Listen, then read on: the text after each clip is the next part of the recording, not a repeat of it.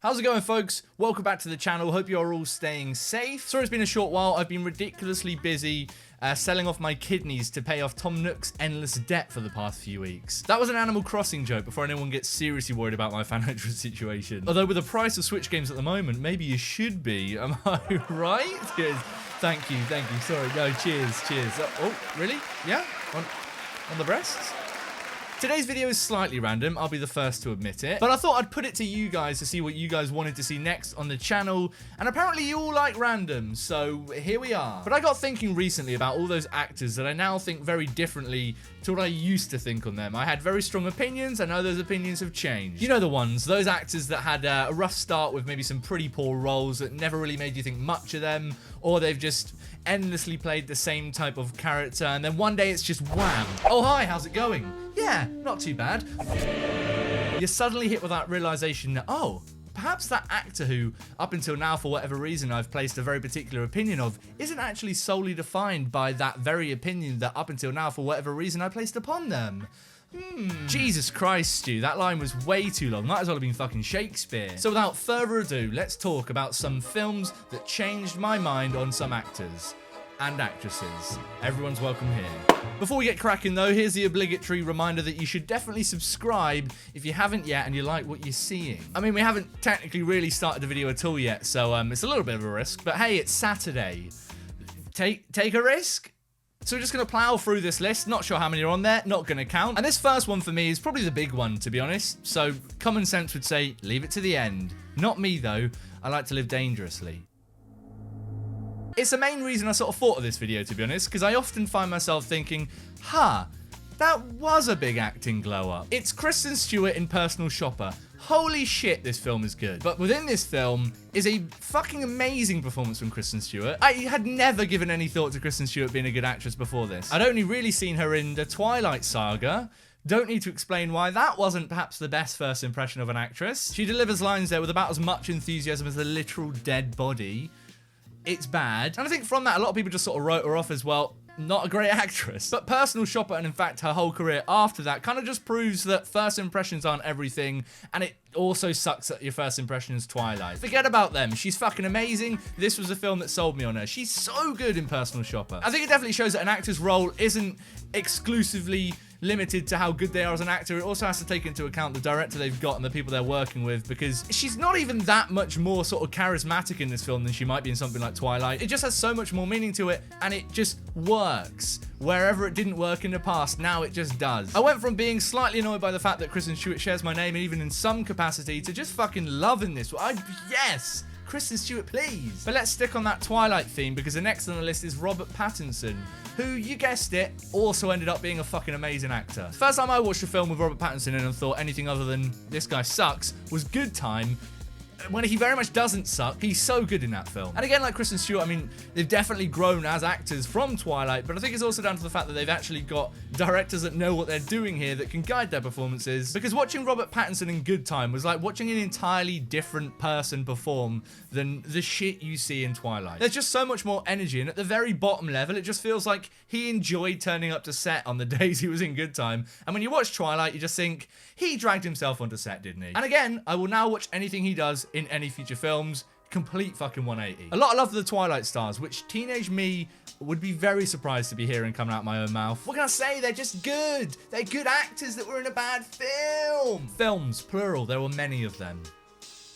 There were many of them. But next up on the list is another one which is a real surprise, and I'm really happy that it happened because I love him now. It's Zac Efron, and the film that changed my opinion on him was Bad Neighbors. I like this film, it's funny. Unlike the previous two in the list, this wasn't a role where I was like, wow, give him an Oscar, give him all of the awards. But it did just make me think much differently about Zac Efron. Because up until Bad Neighbors, Zac Efron for me had only ever really been that guy that walked across a golf course angrily and then saw his own reflection in a pond and got angry at it and then sang questionable, and yet ultimately, in the grand scheme of things, absolute bangers of Disney original musical songs. But this film was the first time I started to realize, he knows how to laugh at himself and not take himself too seriously, and that goes a long, long way. He did that classic Disney star thing where, like, you know, you're a child star in Disney, you suddenly need to prove that you're a good actor, so you do loads of, well, shit drama films. You fill up your slate with awful Nicholas Sparks films, and you're like, sweet, I'm an actor now, I guess. And some stay there.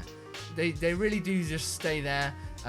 Rest in peace to our fallen brothers. But then you get the folks like Zac Efron that then move past that and just become this entirely new thing where it's like, yes, they don't give a shit anymore. They're just having fun. Bad Neighbors for me was when Zac Efron got to that point, or the first time I'd seen him get to that point. It was a very welcome and refreshing change. I loved him in that film. I thought it was hilarious. And look at him now. I want to be friends and have a beer with him. But now we come on to probably the most obvious one. I'm gonna be the first to admit it. This is an incredibly obvious one on the list. And I thought a lot about whether or not I should include it here because it's so damn obvious. You all knew it was coming. But then I thought, there's a reason it's obvious. Because it's true. So of course I'll include it. It's Matthew McConaughey in Dallas Buyers Club. The reconnaissance was a very real and documented thing, so I'll keep it short here. But yes, I had no idea that Matthew McConaughey was this good an actor, and then you watch Dallas Buyers Club. I mean, dude got an Oscar for it, so obviously it was a good performance. But yeah, I'd never really given him much thought at all. He's a very, I don't know how to describe it, like an obvious actor. He's the sort of actor that before this you see in a role and you'd be like, yeah, fucking hell, it's Matthew McConaughey again. But in Dallas Buyers Club, he does just transform. I know it's cliche to say, but it's just not the same Matthew McConaughey you're watching. That is amazing. And that is why he is now who he is. I mean, before Dallas Buyers Club, Matthew McConaughey was just the guy that leaned awkwardly against female co-stars on posters. But now, he's the guy that other actors want to lean upon because he's good. That sounded much stronger in my head before it came out. But let me ask you, honestly, did you bring your baseball and glove? Because my friend, this next one was an absolute curveball. Channing Tatum in Foxcatcher. Who saw that coming, huh? Not me. I mean, Channing Tatum was a guy that was basically just attractive, right? That was it. He was just an attractive dude. Personally, did think he had a little bit of a big neck, but I admit I'm not in the right position to be throwing down on Channing Tatum, am I? But this was mad. I mean, he suddenly just acted the shit out of a role, and he did it really fucking well. I vividly remember coming out of Foxcatcher and just thinking, that was a completely different Channing Tatum than I've ever seen before. I mean, before that, every time I'd see Channing Tatum, I'd have a bloody Channing tantrum. Am I right, guys? Thank you.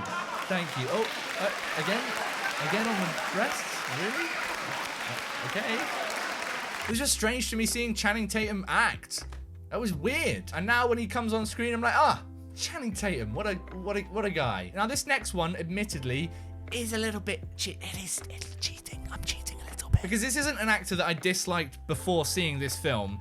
But it is a film which made me think very differently on this actor, so it's going in the list. It's Tom Cruise in Tropic Thunder. Tropic Thunder was legitimately so different to anything I'd seen Tom Cruise do before, and I just love him in this film. Again, I vividly remember the first time watching Tropic Thunder, and then Tom Cruise walks on screen, and you just think, is that fucking Tom Cruise? And then he says and does everything he does, and you're just like, this is amazing. Before this, I'd never really pinned him as a very comedic actor. I mean, yeah, obviously he has a couple of quips in different films, but I'd never pinned him as like a genuinely funny guy. And then he just is in Tropic Thunder. And apparently most of what we ended up seeing from his character in Tropic Thunder was brought to the table by him. He wanted the big hands and all that, which is amazing and makes this so much better. Next up is similar in that I didn't dislike this actor before this film at all. In fact, I've loved him in everything he's done, really. But in the flip side of Tom Cruise here, I'd only ever really seen him do comedy stuff, and I'd never seen him do a really, I guess, serious role. And it was a genuine surprise. That was Steve Carell in The Way, Way Back. I love this film, so it's slightly difficult not just gushing on the film as a whole here. But Steve Carell in this film, I mean, he plays a dick. He just plays a dick, and I had never really felt that towards Steve Carell watching his performance. Don't know what else to say. I just didn't know he was capable of playing a knobhead, which is naive of me because he is an actor. I mean, Steve Carell, more like Steve, what the hell? You're capable of playing a dick, am I right? Thank you. Cheers, thank you. No, put him away. This is really crossing the line. But now comes another slightly obvious one. I hope you like what I've done there. I've slightly dotted the obvious ones to make it a little bit more breathable in this list. Yeah, really great stuff. Cheers, I know. It's Adam Sandler in Punch Drunk Love. You can't really do a list like this without talking about Adam Sandler in Punch Drunk Love because, I mean, it's Adam Sandler. You know what Adam Sandler's type of film is. And it isn't this one. But I love it so much. I love this idea. Well, it's not an idea, it's the truth. That Adam Sandler is actually a really fucking brilliant actor in the right hands. He just spends most of his career fucking around because it's fun and he likes doing it. Recently, we saw him smash it in Uncut Gems. He was amazing, but it wasn't really a surprise if you've seen Punch Drunk Love because you know the dude can act. And in the hands of Paul Thomas Anderson here, I mean, Punch Drunk Love is such a good film. So good. And his performance is so integral to why it works so much. And that is awesome. And up until this point, I'd only ever seen, what, Happy Gilmore, Billy Madison, all of those comedies. I had no idea that Adam Sandler had this in him.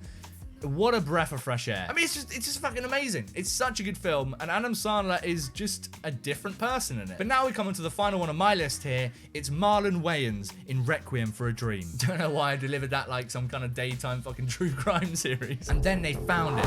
Marlon Wayans in Requiem for a Dream.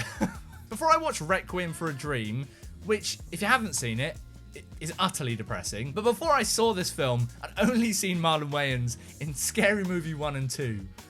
So you can imagine my surprise. I didn't even know he was in the film. I was just watching it, and then there he was, shooting heroin. That in itself was a shock to the system. I'm still not sure I'm entirely over it. I know his role here wasn't huge. It's not quite as big as someone like Jared Leto in the film, who is obviously the lead of it. But it was just strange not seeing him make absurd jokes like he does in the Scary Movie franchise. This film is like one of those times where you're watching a performance and you kind of just programmed to be expecting a punchline. You're like, oh, here comes the punchline. Oh no. Oh no, he's just shooting heroin. He's just shooting heroin again, guys. Can I get out of Truly different. It's the best word for this one. I don't think there's a bigger 180 in terms of tone on the performances in this list. But would you look at that? It's time to finish this video. I don't even have a watch on. Hope you found this vaguely entertaining and have thought at many points, I agree with this. But let me know if you do or don't agree, or if you've got any other films which change your mind big time on certain actors. Let me know in the comments below and we'll chat about it, because that's what you do in comments. I'll see you guys soon for another video. Don't worry, I haven't forgotten about the Q&A. I'm just taking way too long to do it. I'm sorry. And of course, if you like this video and you want to see me talk about more shit, please click subscribe. But until next time, stay safe. Don't do anything silly. Eat fruit and go out and exercise. I'm not your fucking mum. You can do your own shit, mate.